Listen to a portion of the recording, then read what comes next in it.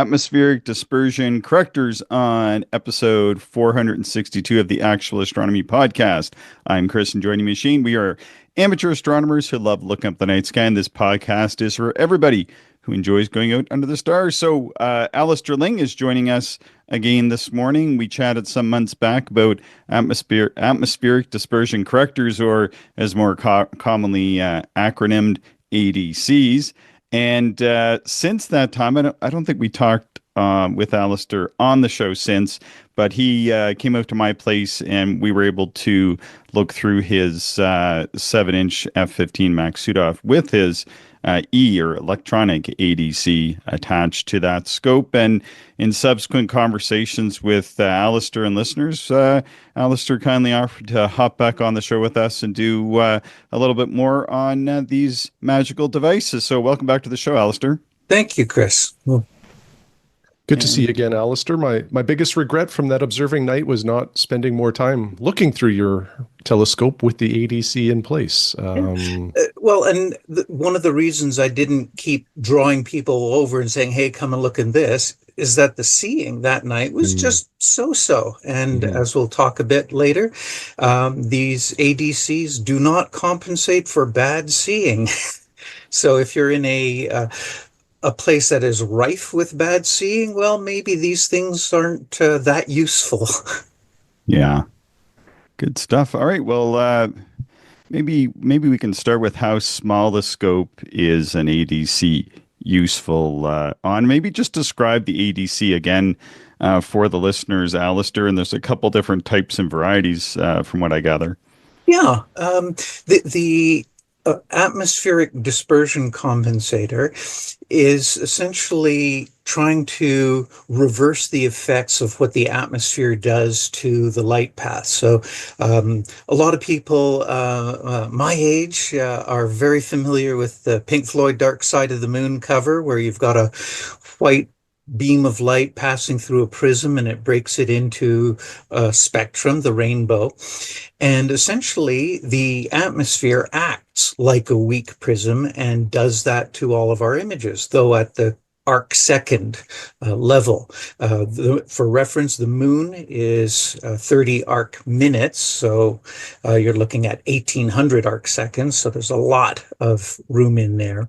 But when you're starting to look at double stars, like the double-double in Lyrae, then you're down to the 1.5, 2 arc seconds. So that's where this dispersion starts to play a role.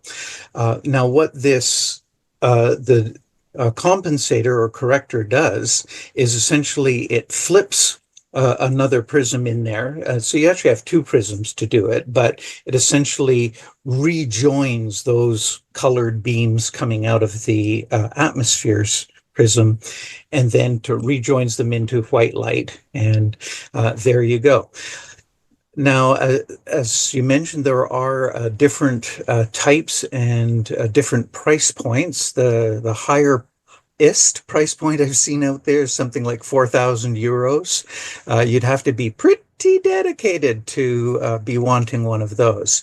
But there are a lot out there. There's some SV Bonis and ZWOs that are in the sort of $150 range, plus or minus, depending on where you might be able to find them. And the less expensive ones have manual adjustments on the prisms, because the thing is, as you go lower and lower in altitude above the horizon, closer to the horizon, this dispersion or spreading gets worse and worse, and it gets really bad below 5 degrees. So bad, in fact, that the optics of the compensator, because they're made of glass, and so glass itself also has dispersion in there. That's why a standard achromat has a doublet, is to try and compensate for the dispersion that happens through glass. And at some point, when you're essentially below 5 degrees altitude, the aberration from the compensator itself is worse than the atmosphere. So basically, if you're trolling in the murk, and really, why would you want to troll in the murk? It's of no value down at the lowest levels. But for a lot of us, especially towards the north of 45 degrees latitude, you're starting to get into the times where, well, half the time the planet sort of never gets above 25 degrees altitude. And that's the real sweet spot of where these compensators really work. And then, so you've got these manual adjustment ones. And then you've got the electronic ADCs. And that's the one that I got from Sun Observer. And it does all the compensating for you. It has a built-in inclinometer to measure how far up in altitude you are looking off the horizon. And it does the adjustment of the prisms for you. So if I can just hop in really quick. Yep. So this is the part I didn't quite understand. And Damien K, and people can Google Damien K YouTube channel, has a video on this. But he shows like some of the less expensive ones. They kind of look like a Barlow or something to that effect. And on those, they have a bubble level because, as you were describing, Alistair, depending on how close you're looking towards the horizon depends on how much atmospheric correction will be required. And these, using a bubble level allows it to know the orientation and you're able to kind of make a manual adjustment, but it needs to be level, and then you need to adjust it for that altitude. But I think the EADC more or less does that after calibration, or have I got something wrong there?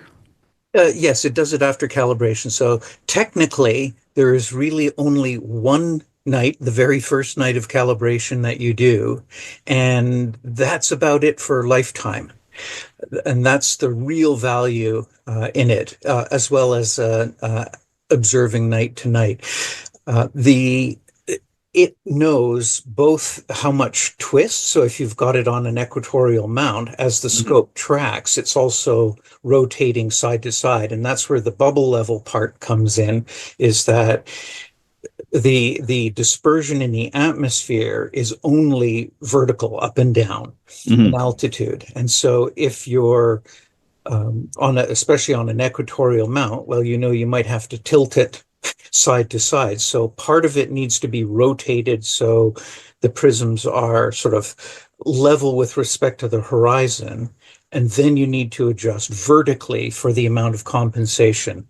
More at 15 degrees, less at 30, less at 45. And so for a manual observer, they have to be careful of adjusting both of these things one after the other. And the nice thing about the EADC, where it's at that sort of $400, $500, $600 price point, it does that all for you. So you can swing about the sky, and pretty much by the time you've changed the eyepiece, it's got the new compensation figured out and implemented. So, by the time you switch the eyepiece, it's pretty much ready and you're good to go. So generally, I end up doing my 3-star align with the compensator on. And then because it does shift the image, some of the texts you'll read about the manual ones is, there's a lot of compensation.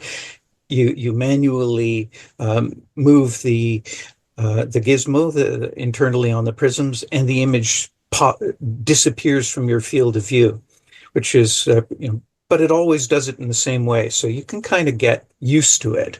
And this is where we enter into this, the quality of life that Shane likes to talk about. And I've, bought into it, if you want to use that expression.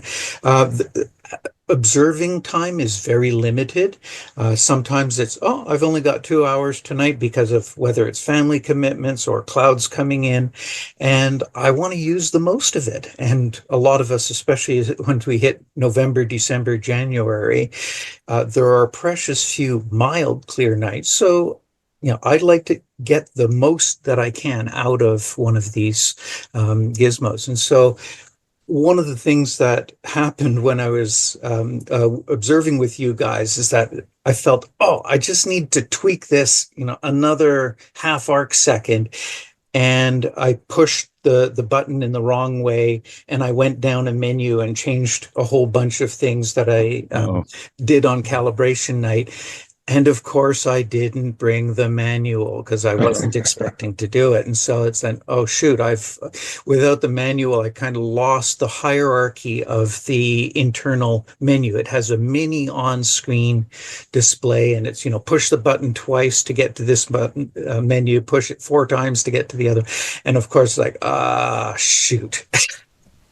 Um, but then, Does once I got it back, and I had the manual with me. It's not a great manual. It's probably biggest shortcoming from the Sun Observer. But then, okay, I reset things to default and then went in and adjusted, calibrated.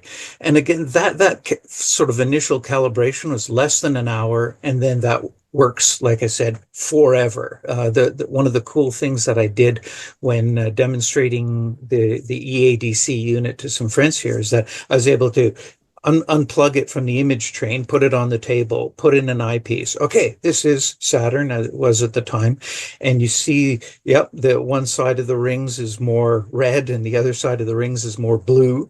And then pick up the ADC off the table, put it in, wait 15 seconds. You can hear the soft motors inside, boot, boot, boot, and then bam, it's on. And like I said, there is a little bit of image shift. So a couple of push buttons to recenter the target, Saturn in mhm. this case, and bam, we're on. And so, So, Alistair, I saw that the newest version has four prisms. So why would you want four versus two? Like, how does that work? Is it just more of a better thing kind of thing, or have you gone down that rabbit hole yet?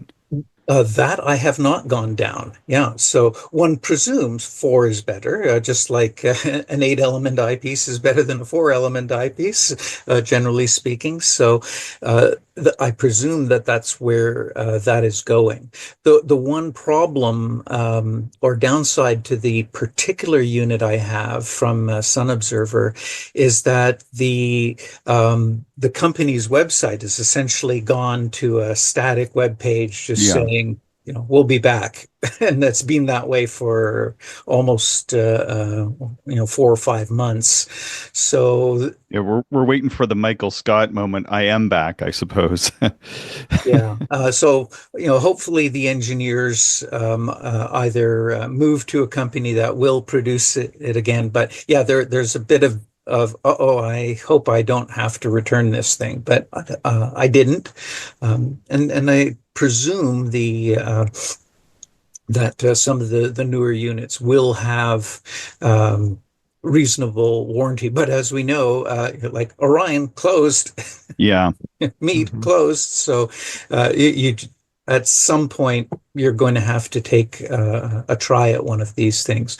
Um, the real nice thing though is where it becomes, would I sell this to a new observer? And to a new observer, no. Um, Basically, they haven't got the training to of their brain to Hmm. really grasp what the fineness of the details. And we're talking about using it at power. At 50 power, you don't see it No. because atmospheric dispersion is right at the 1 to 2 arc second level. As you get down to 15 degrees altitude, it's a 3 arc second spread.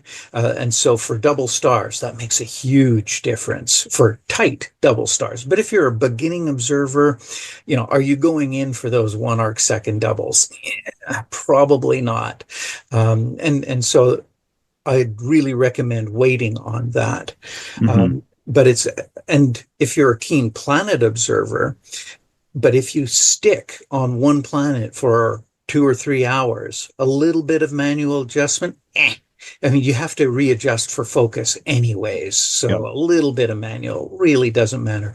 But for my use case, as it turned out, is I do a little bit of Saturn over to some double stars, a third of the way around the sky, and then shift to a different double star higher up, lower down. I'm spending seconds, 3-4 minutes maybe at most on the target, especially for double stars, and then I move to the next. So having that Hmm. automated, 4 or 5 second adjustment done for me is a real nice game changer, and what a difference it makes on the planets at that So, arc second level. so Alistair, one of the things we talked about in our preamble was how small, and I'm going to ask a sub question this, how small a scope are these useful for? And then as I was watching Damien Kay's video, he talked about having a focal length, and I'm probably going to get this wrong, of at least maybe like around 1200 millimeters or longer to see the best results out of these. And I know that your 7-inch f15 would certainly have much more than a 1000. But anyway, maybe you can just comment on the small scope and the focal length in the use of the ADC. Yeah, and as we get into that sort of sweet spot, as I mentioned, 20 degrees up, the amount of dispersion is 1.7 arc seconds. Now, a 100 millimeter telescope, like your 4-inch talk, will have a resolution of 1.1 arc second. So at that's where you're just starting to see the dispersion at 30 degrees. With the 4-inch talk, you will. But as you get to, say, a 50 millimeter scope, all of a sudden you're at a 2 arc second resolution. So even if it was a 60 millimeter Tasco from the 1960s, you're only barely hitting the resolution that you're actually able to see the amount of atmospheric dispersion And I, and you have that to it's use like a giving you. certain power. Like, are we talking about using like a 1 millimeter or smaller exit pupils such that on a 60 millimeter scope you'd be at 60x, and a 100 millimeter scope you'd be at 100x? Like, do you need to be at some sort of minimum power threshold by aperture size, or how does that work? It's basically there's a bit of trade-off because it's the smaller the telescope, the less resolution you have. So you can put 300 power on a small telescope, but it Right. doesn't resolve any more than the the uh, the say the 2 arc seconds for a 2-inch 50 millimeter. So you put on 200 power, but it won't matter. But as you get into that 70 millimeter, you're going to start when you use 120, 140 power, Hmm. that's where you're going to start to see you're able to see it. So Shane, as a double star observer, is at 50 power, can you split a 1 arc second double? It's like no. You might have others hints that it's not quite round, but it's like that's the amount of dispersion that's in there for a lot of the typical altitudes that would be using. And so no matter what telescope you're using, if you're under 100 power, you're probably not seeing it. It's a little more visible on the moon.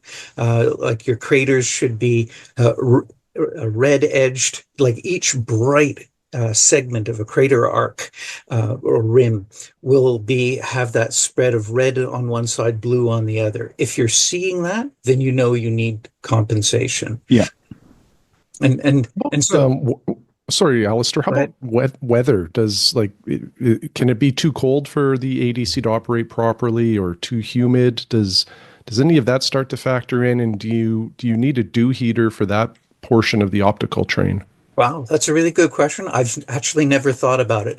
Okay. Seeing that it's an electrical device, it's going to generate heat. So Yeah. I never really thought about, is it too cold? I didn't use it last night at -10, but I expect once it's plugged in, it should be able to handle down to -15 without too much. I don't actually have the manual in front of me that tells me what its standard operating is, but I'd expect it would be perfectly fine without having to use a compensator until you're or a dew heater until you're down in the -25s or something like that, where gears, of course, start to gum up, and these will be pretty small gears inside this unit.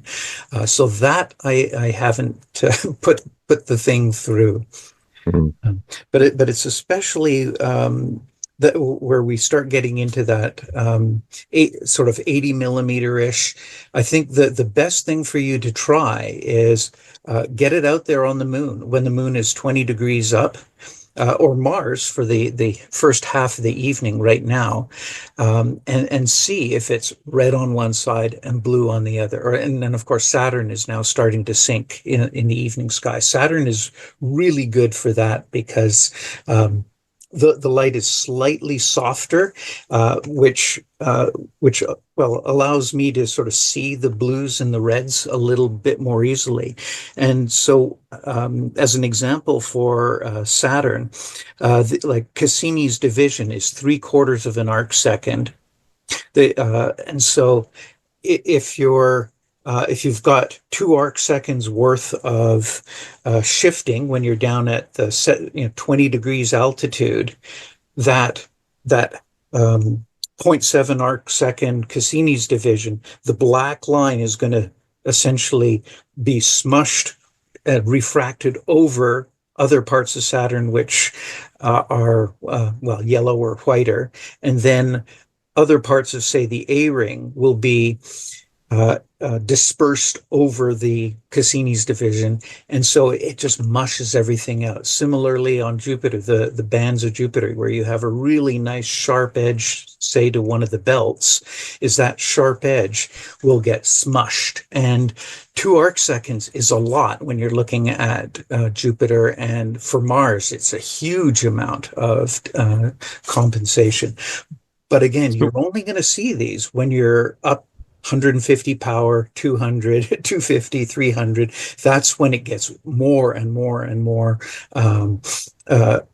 annoying, to the point where it's like, yeah, I really do need one of these things. And that was how it hit me with the Maksutov.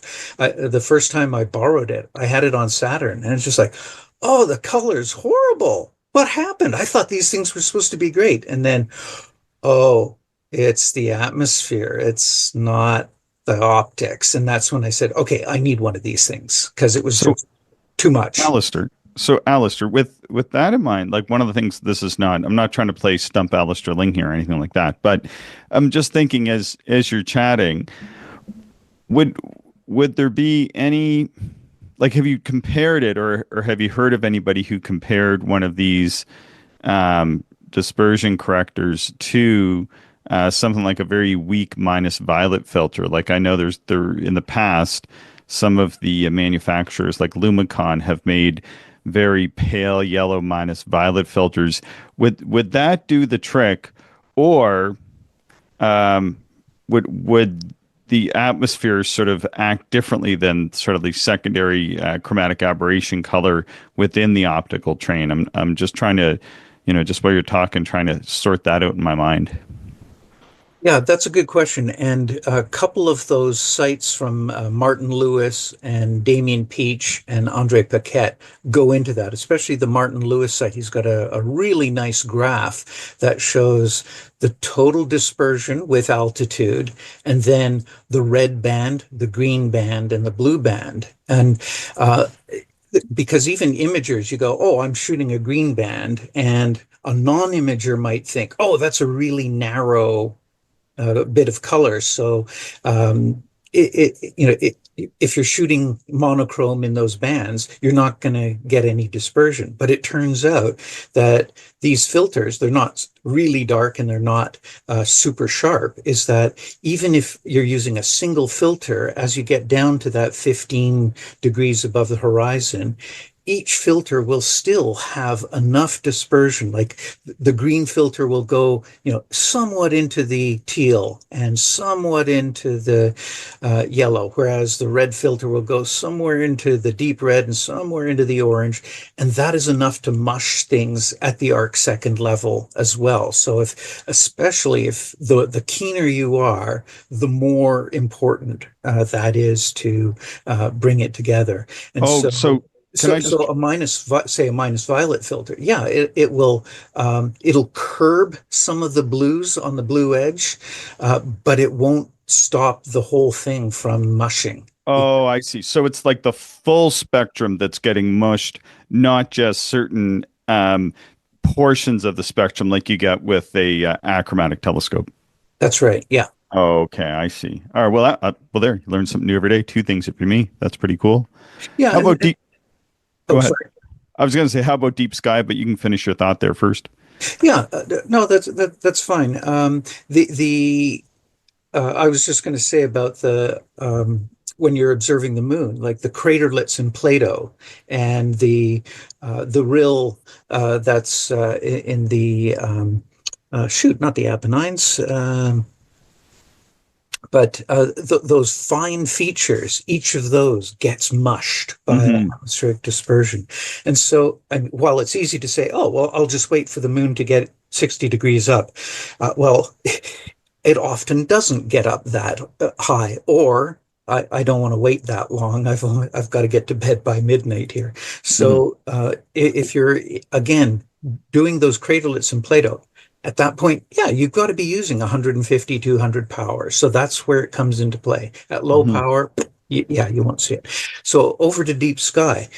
So the big thing here, I think, is are you going to be using enough magnification on your deep sky to even see it? So a lot of people do their deep sky at that 60 to 100 power. And so the short answer is no. The other thing is how much, going down, if you're doing Sagittarius from 50 degrees latitude, well, you will be going down to 20 degrees. But at that point, you're starting to look, I think, at star clusters. The individual stars are bright enough to show that. But I haven't actually tried using it on a deep sky, say like a galaxy that's low down, say in Sculptor. I haven't tried that, but I'm thinking it's going to be pretty rare, the occasions that you're pushing sort of 200 power on a galaxy that's only 15 degrees off the horizon. Right.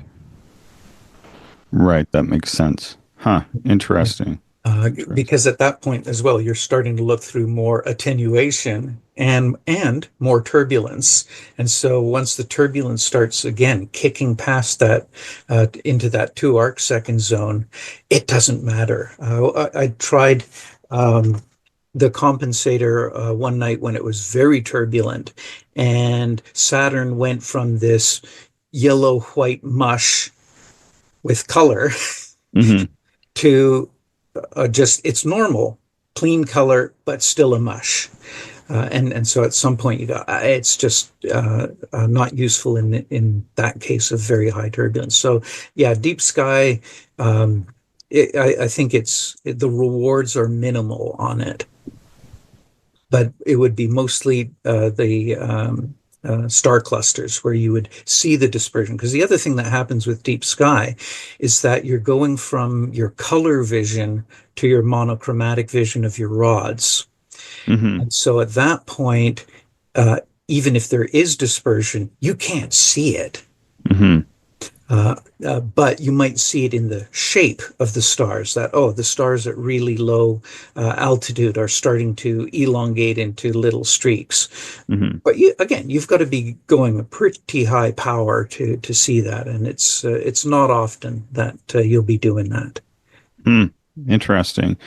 Interesting. When you're talking about that going into streaks, this was might have been this past May or the May previous. We were going to have this lunar eclipse, and I was watching the moon rise over the over a nearby hillside at the lake, and the lake had just had the ice come out of it, And so there was a really big difference between the air temperature and the lake temperature. And so we're in a valley. And so there's a lot of different compounding factors. And it kind of looked like the moon rising looked like an upside down mushroom. It was just this bizarre shape as it came through the different layers of the atmosphere. You could actually see the layers because as the moon rose through them, the distortion of the moon changed, but you could tell that it was like the same like areas in the atmosphere that it was passing through, kind of like as it rises through maybe a very slow moving cloud deck or something. You're like, oh yeah, well it's just going past the cloud. But in this case, it was the sky was totally clear. It was the atmosphere, and it was just a very, very strange thing to witness. But Oh, yeah, I quite like doing that with the moon rises. Yeah. yeah. One final thing about the deep sky where it will help, again, it back into the bigger scopes would be your planetary nebula, your small planetary nebula. Mm, So anything like the ghost of Jupiter, quite literally, the Saturn Nebula, some of those planetaries we like and you want to use high power. They've got very good high surface brightness. So I'd expect the compensator would help in those cases. mm, But again, if you're just starting out or you're in that, oh, I've got 3-4 years of experience, I'd suggest go out the very next night if you can, um, and have a look at the moon or have a look at some famous double stars and push the power into that 150 range. yeah. And especially with Jupiter, is look for those rims of red on one side, rims of blue on the other, and see if you go, oh yeah, that does kind of much. Because when you're, especially in Jupiter, in the middle where you've got so many sort of pale colors and belts, you might not notice it at all unless you've got that experience of, I've seen Jupiter in a big scope with lots of nice steady seeing. Then you can start appreciating that a 2 arc second mush is going Yeah. to detract from what you're seeing. How Mhm. about acromats, like the use of acromats with one of these ADCs? It was something I kind of looked into a bit. It seems like it should improve the atmospheric correction, of course, but not the chromatic aberration in an acromat. Yeah, that's right. I would expect you would get sort of full value out of an acromat as long as you're above that sort of 100 power, you're going to start seeing it. And yeah, the achromat, yes, will be a little on the bluer side, but I would think, well, use your minus violet filter or your contrast booster in addition. But I'm Mhm. willing to bet you with your especially with your 7-inch achromat. But even if you go down to the tox, that yeah, crank the power and you'll begin to see the dispersion. And hopefully I don't Oh, ruin things by saying, oh, no, no, look no. at how awful it is. But Yeah, so in sort of full disclosure, I mean, and I haven't mentioned this too much, but when I bought my Takahashi and I started using it, I noticed for the most part it had a complete absence of color. But then once in a while I would notice color and I was like, what is like with you and your Maksudov, I was like, what is going on? But I did remember that in my Pentax 5-inch, that for sure, like the lower Jupiter was down towards the horizon, like you said, especially once you're below sort of that 30-degree point, that I would get significantly more color than when it was higher up. So I played around with the scope on stars and I think Saturn last year. And yeah, for sure, as the object was higher, that color would, once it got up to a certain point, the color would essentially just disappear. But now with Jupiter rising up, it's not as much of a problem. But I guess like maybe it was 2 years ago, I was looking at Jupiter and definitely could see it. So I was using that Batter contrast booster, and that really does help to filter out any secondary color regardless of the source. But I think the benefit that I was noticing from that would perhaps even be more enhanced by using an ADC, which is kind of, when you and some of the listeners were first talking about it, I was like, well, how much of a benefit is this? And then after kind of, going out and looking for myself and thinking about it, I was like, well, yeah, I think it would give a slightly sharper view than perhaps what I'm getting with just a filter alone, as we already discussed. Yeah, and the 30 degrees is a number that's bounced around a lot, and that's where the dispersion is at 1.1 arc seconds. Hmm. And so that's right at the limit of your talk. So essentially, if you're using a talk above 30 degrees altitude, you're not going to see it because it's the Yeah. amount of dispersion is the same as the error that you're getting out of the optical wavefront of your instrument. Oh, But in bigger scopes, 8-inch, 10-inch, yeah. 11s, it goes right past 50 degrees. There's some neat pictures of Polaris that show the compensate or the dispersion rather, Yeah. and yeah, you will notice it when you start looking. So it's Oh. a bit of a double-edged sword of ignorance is bliss to a certain point, but then eventually you want to start getting the most out of the night, out of your equipment. And when you start seeing where the atmosphere becomes a limiting factor in your enjoyment, that's where Shane's motto of getting the best out of the possibilities, that's where it comes in, where you go, it's limiting me, and that's where you go, okay, that's when I buy. Because if it's not limiting me, like when as a deep sky observer, like I think back to the thousands of objects that I've looked at over the years, like I never crossed my mind that the atmosphere is spreading this into a rainbow. That's awful. That never happened. And so, but as soon as you start looking for it, that's when you start seeing it. Hmm. And if that's what you're suddenly sort of keen on, then that's when you say, okay, I need to get one of these things. Yeah. Mhm. Alistair, this might be an unfair question, but is there, like, if you're not looking at double stars and planets, is there any scenario where having the ADC and the optical train sort of harms the view or is a negative aspect?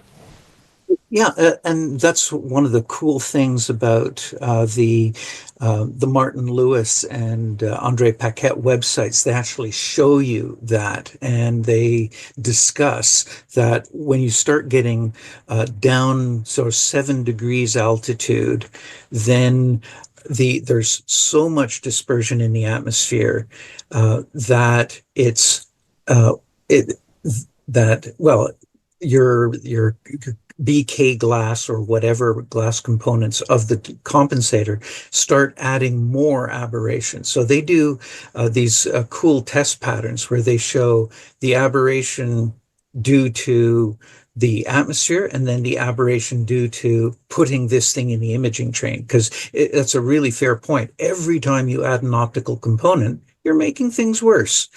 And so the key thing is, how worse is it happening? And it turns out that it's down at the sort of 7 degree altitude where it's like it's pretty much starting to be equal or getting worse. But higher up, the aberration of the unit is less than the aberration of the atmosphere, so it's a net gain. But yeah, it's an important point.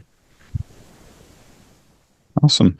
Maybe what I'll do real quick is, if you've got a few more minutes, Alistair, is I could read Damo's email here. It's about a 2-minute email, and then maybe we can respond to that, and that'll be our show. Sure.